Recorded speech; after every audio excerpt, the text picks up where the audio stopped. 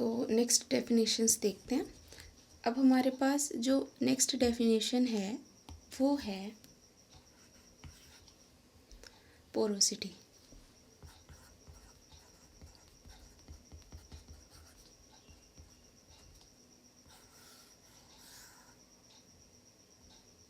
अच्छा, अब इस पोरोसिटी को शो किससे करते हैं? ये पोरोसिटी को शो करते हो आप एन से, ठीक है। अच्छा, अब पोरोसिटी नाम से समझ में आता है कि सॉइल कितनी पोरस है ना। तो सॉइल कितनी पोरस का मतलब क्या हो गया? पोरस का मतलब बात कर रहे हैं वॉल्यूम के टर्म्स में। अब हम अगर वॉल्यूम के टर्म्स में बातें कर रहे हैं, क्योंकि वॉल्यूम में ही तो हम डिसाइड कर सकते हैं कि कितना वॉल्यूम में कितना स्पेस घेरा हुआ है एयर ने या फिर वॉइड्स ने, तो उसको आप पोरस बोलोगे, है ना। तो टोटल वॉल्यूम में कितने वॉइड्स हैं, ये होती है पोरोसिटी, है ना। तो अगर मुझे लिखना है तो N will be equal to volume of void कितना है, वॉल्यूम ऑफ वॉइड कितना है, क्योंकि कहीं पे भी देखो वॉइड की बात आएगी। अब हम वेट्स के टर्म्स में नहीं जा सकते। तो यहाँ पे क्या हो गया कि वॉइड में वॉल्यूम कितना है डिवाइडेड बाय टोटल वॉल्यूम कितना है। अब यहाँ पे हम सॉलिड के केस में नहीं जा रहे। अभी तक पहले हमने वॉइड रेशियो लिया था और वाटर कंटेंट लिया था, सब में डिवाइडेड बाय सॉलिड से कंपैरिजन होता था। अब सॉलिड से कंपैरिजन होगा तभी तो रेशियो निकालोगे। यहाँ तो हम ये बात कर रहे हैं कि पूरी की पूरी सॉइल ही कितनी पोरस है। तो इनिशियल वी है, ठीक है। टोटल वॉल्यूम में कितना वॉल्यूम वॉइड का है, ये होती है पोरोसिटी। मोस्टली परसेंटेज में दी जाती है कि सॉइल आपका 20% पोरस है, यानी 20% वॉइड्स है उसमें। तो इसको कर दिया 100 से मल्टीप्लाई, तो ये हो गया आपका पोरोसिटी। अच्छा, अब इसकी भी अगर रेंज की बात करें तो इसकी रेंज की बात करें तो देखना ज़रा, N is equal to volume of void है। अब ये वॉल्यूम ऑफ वॉइड का मतलब हुआ क्या कि volume of air plus volume of water, है ना, यही तो हुआ, डिवाइडेड बाय नीचे टोटल वॉल्यूम है। अब टोटल वॉल्यूम का मतलब क्या हो गया? Volume of air, volume of water, है ना, और वॉल्यूम ऑफ सॉलिड, ठीक। अच्छा,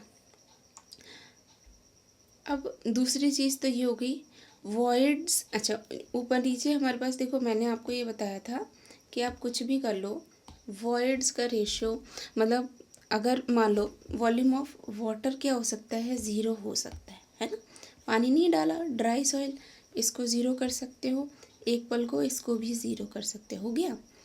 एयर कभी ज़ीरो नहीं हो सकती।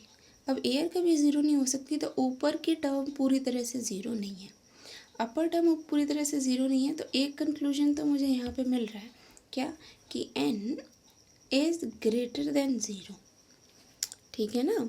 ज़ीरो से बड़ा होना चाहिए, क्योंकि ऊपर आप कभी भी ज़ीरो नहीं कर सकते। नीचे देखो, अब बचा क्या? सबसे वर्स्ट कंडीशन में जब पानी नहीं है, पानी का टर्म हटाओ, एयर, ऊपर सिर्फ एयर है और नीचे एयर और सॉलिड है। सॉलिड क्या किसी सॉइल में ज़ीरो हो सकते हैं? जब सॉलिड ही नहीं रहे तो वो सॉइल कहाँ से रहेगी? तो सॉलिड तो भाई कभी भी ज़ीरो नहीं हो सकता। इसका मतलब ये जो नीचे वाली टर्म है ऊपर वाली टर्म से हमेशा ही बड़ी रहने वाली है। अब नीचे वाली टर्म अगर ऊपर वाली टर्म से हमेशा ही बड़ी रहेगी तो ये रेशियो क्या हो गया? कभी भी 1 से ऊपर आ ही नहीं सकता, 1 तक भी नहीं जाएगा, क्योंकि नीचे हमेशा बड़ा है।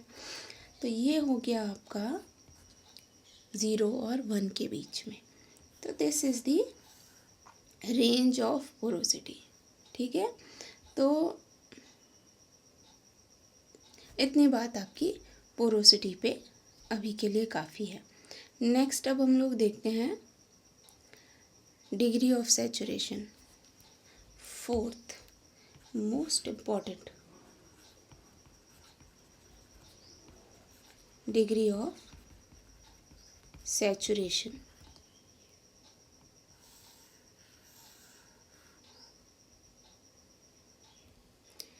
अब इसका भी डिनोशन का तरीका देखो, इसको शो करते हो आप एस से, ठीक। अब डिग्री ऑफ सैचुरेशन, सैचुरेशन किस चीज़ में आ सकता है? क्या चीज़ सैचुरेटेड हो सकती है? वर्ड्स ही तो हो सकते हैं ना भाई, है ना। तो वॉइड्स में कितना पानी है is the degree of saturation, right. तो degree of saturation is nothing but volume of water, ठीक है, to the volume of void.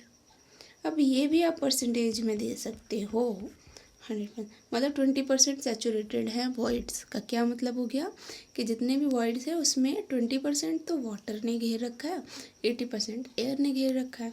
तो this is called degree of saturation, ठीक। अब यहाँ पे भी आप एक चीज़ समझो, इसकी भी अगर रेंज निकालनी हो तो volume of water divided by void क्या होंगे, air plus water, air plus water.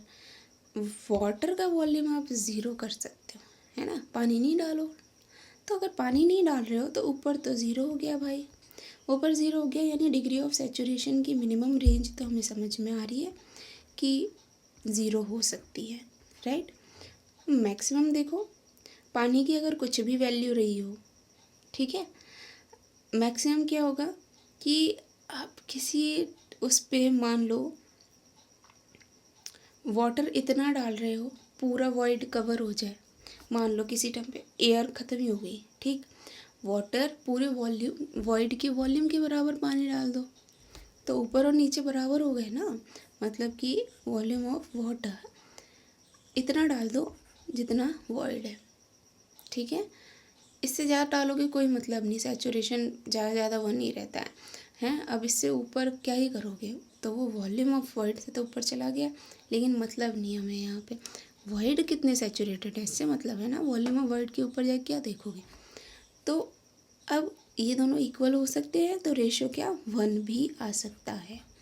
तो एक ये हमारे पास डिग्री ऑफ सैचुरेशन की रेंज हो गई, ठीक है। तो ये दो चीज़ें हैं main. Okay, that's it for today. Thank you.